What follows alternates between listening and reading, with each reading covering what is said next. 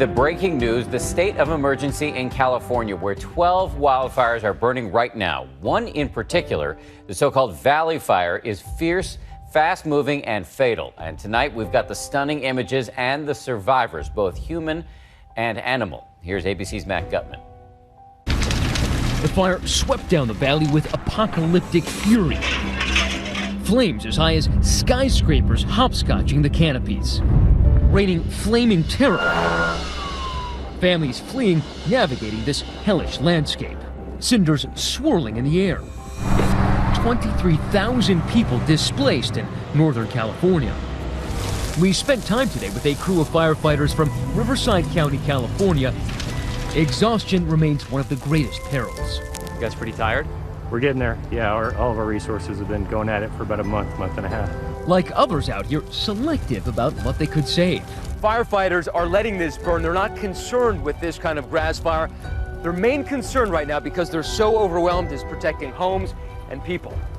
The Valley Fire, 100 miles north of San Francisco, threatening Napa County, fueled by dry conditions and 30-mile-per-hour winds, exploding from a small fire over the weekend to a 60,000-square-acre monster. One of the fastest spreading and most destructive fires in California this year. Up to 1,000 homes and structures destroyed, one person killed. So many unprepared for its speed, trying desperately to outrun it. This man driving through the worst of it. These time-lapse videos capture the panicked exodus. Watch as this driver struggles to find his way out. Fire everywhere he turns. You can hear the fire's jet engine roar. Others cornered by those ferocious flames and smoke. Scariest thing I've ever been through in my life. We've lost all of our homes and some pets. We're just devastated. As the flames overtook an entire town, overwhelmed firefighters did what they could. These guys are very limited on resources. Every engine has got multiple structures to try and protect, and you just can't save everything. Retired firefighter Todd Sudmeyer live streaming the desperate fight to save Middletown, California. They're putting water on this particular house because it's at a corner, and they don't want to lose this corner. Officials estimate nearly 40% of Middletown now scorched earth. This is what one house looked like before the blaze. And this is all that's left of it today. Over the weekend, 4 firefighters were burned, now recovering. One of them, Richard Rafe, giving the thumbs up from his hospital bed. We are really in a battle with nature, that nature is more powerful than we are. About 11,000 firefighters are battling the fires, putting in grueling shifts, many lasting more than 24 hours, some over 36 hours. Crews so fatigued they've been flopping down in driveways or fields for just a few minutes of rest. Look, block after block is just devastation. Don Lopez is one of California's fatigued firefighters. He retired last year, but decided to volunteer. Since then, it's been a parade of one fire after another. And then from the Rag Fire, I went to the Rocky Fire, to the Jerusalem Fire, to the Peterson Fire, to the Little Grade Fire. And I was 34 days straight on all those. Lopez has been a firefighter for more than 3 decades, appearing in this heroic Pulitzer Prize-winning photograph. This is all my yard right here. But never before has a wildfire hit so close to home. While fighting that quick-moving Valley Fire, he learned that flames on the other side of the blaze were shifting towards his own hometown of Middletown. I didn't know if I had a house to come to. I heard it was hitting Middletown pretty hard. You know, you start hearing all kinds of rumors, but, you know, you don't really know what to believe. So I just kept working and hoping for the best. I mean, there's nothing I can do at that point. He called his wife Heidi, with whom we caught up later. When I talked to my husband, I've never heard him raise his voice. And he was knocking on doors to tell people to get out. And he told one person, "You've got 3 minutes or the sheriff's coming for you." Heidi evacuated just minutes before the fire hit town. Fortunately, those flames stopped right here on Lopez's property. If the fire had moved 10 feet closer to the house, yes, this wouldn't be standing. I really don't know how it's still here. I really don't know. Everything is gone. Lopez's house was spared. His daughter's wasn't. Everything's gone. Our house is gone. We only moved in there in November. All we have is gone. We don't know what to do. It's just devastating. Still, tonight, her father is going back to the fire. So you're going back on the fire line? I'm going back right on now. the fire line up on the Cobb area. Because that's what I do. I'm a fireman. That's all I know how to do. Is help whoever else is out there that I can help.